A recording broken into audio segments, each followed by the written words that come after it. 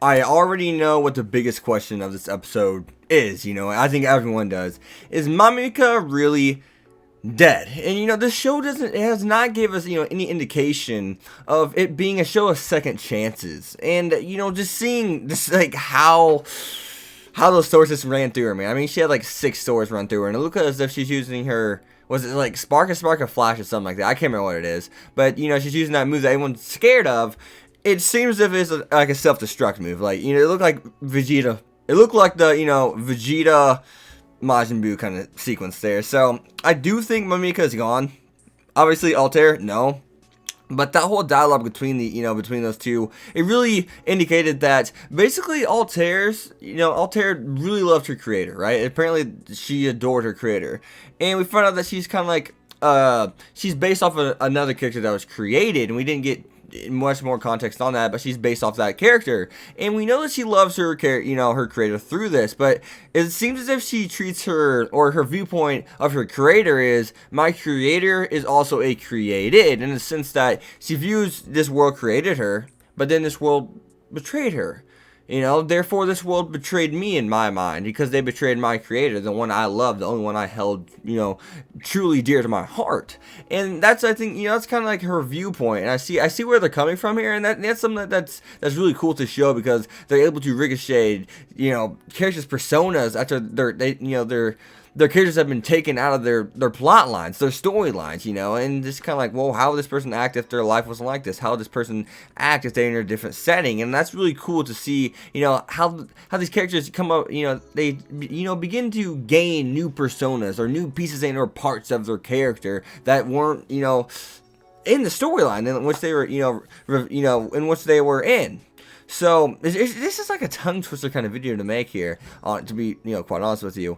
But yeah, it just goes to show that it's kind of like, you never know how someone's going to react that's been brought from a fictional world to the real world in which they were created in. And I think that a perfect, example of that is Muro, Kuji. And whenever he meets his creator, we see why he has the persona he does, Muro Kuji, because his creators just like him, but except, like, I would say more smug and definitely a lot more quieter. They're the vice versa of one, version of one another.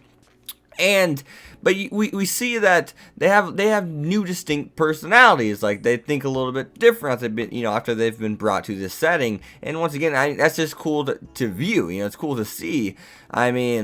He's seen, for the most part, I feel like Murakuji, though, is actually still himself and hasn't changed at all, because he's someone who's grasped this concept before anyone else. He's the one that originally brought up this concept, or these concepts, of how characters can change. Their personas can be the same, but they're gonna add stuff into it, and they're going to unlock, personalities, pieces of emotions and thought and new thought processes, and they're going to think differently than which they ever did in their natural story. And that makes sense. I really enjoy that. It's really good.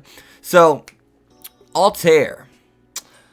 The whole Altair thing, not the Mamika thing, but the Altair and Soda thing. Soda's reason better be damn good, guys. I get that he is, if you made this far into the video, hallelujah, hallelujah. But anyways, more importantly, in all seriousness, I get he's supposed to be a narrator, and it's supposed to be a first-person narrator at that, because a lot of people may get confused when I say narrator, and or you see narrator in the comments, because they'll think it's third person, someone who talks over what's going on and saying, like, last week was terrible, but the week to come was even worse. Like, they're kind of narrating like that. But first-person narrating is, I don't know, first-person and second-person narrating, it's like, it's so like, it's so blah, that the whole meaning of that. And it doesn't, I just want to say, it doesn't give an excuse to have a bland character. It doesn't matter if he narrates a story.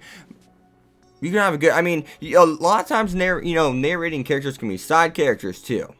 But, we see it all the time when we have character arcs, they're narrating that little segment of the story. But Soda, he's a main character. He's even listed, if you go to my anime list, a main character. So there's no excuse for him to be bland. His reason for withholding information better be damn good, man. If it's not, you can't. I love recreators. I said it's probably the best non-sequel, or it is the best non-sequel I've seen.